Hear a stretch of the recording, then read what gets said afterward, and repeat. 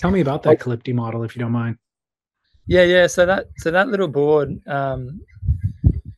it essentially started as basically the middle 2/3 of what was and has been my favorite board, which is like a 6'8" Fiji, a really versatile all-round board, right up from 1 to 10 foot.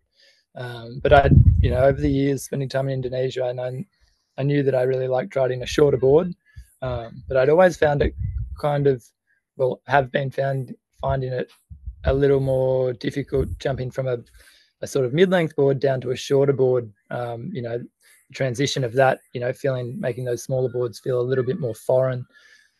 So the concept of this board, and it's nothing new, people have been doing it, but basically we wanted to keep that nice familiar outline and straighter rails of the longer boards that I was really liking, and then chopping the nose and tail off, basically having a shorter board that fit tighter in the pocket of the wave and in those waves that we were surfing over the reef breaks and hollow barreling waves.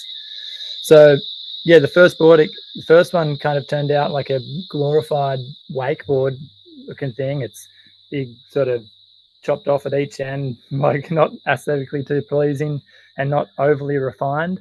But yeah, throughout the journey, we basically made a few major and a few minor little tweaks to it to bring it to where it is now, which is we're dubbing it the Calypte model, and it's a double stringer. So reason the double stringer is smaller boards. I've had a little bit of it's always a little bit of a challenge when you're riding a twin fin. There's a lot of pressure on either one of the fins, and it's not uncommon to bust them out.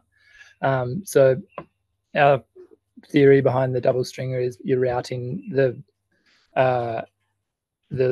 fin plug into timber, which is far stronger than routing, fitting into foam. I haven't busted a single box out since we put them in timber, and it's something we've been doing with obviously the Fijis for a long time now, and then with some of the single stringered massives and other boards in the past, Simon and I have put just a 150 mil little bit of Dow stringer just into the box, and that's worked perfectly. I've ripped off half the board before the fin popped out. Wow. It's crazy. Yeah, it's crazy how strong it is, and it's a little bit more work for the board builder, but yeah. So the Calypte, it's twin fin. Does it have channel bottom as well? No channel. Yep, twin fin, concave throughout, which is different to majority of the other boards are V bottom, channel bottom. So yeah, definitely a different feeling, more reactive, more also reactive and also forgiving. It's kind of just a fun, forgiving, lively board, really. It also looks like it has a bit more nose rocker. Is that true? We've got two versions. We've got the A rocker and the boat rocker. So the B rocker is more rocker. Sorry, yeah, the B rocker is more rocker. And since coming back, lived a year surfing waves in Indonesia, which have got more, longer period swell, more energy. And coming back here, I was kind of feeling like I was having to push a little bit harder.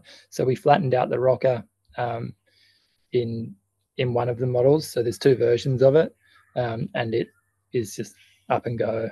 Yeah.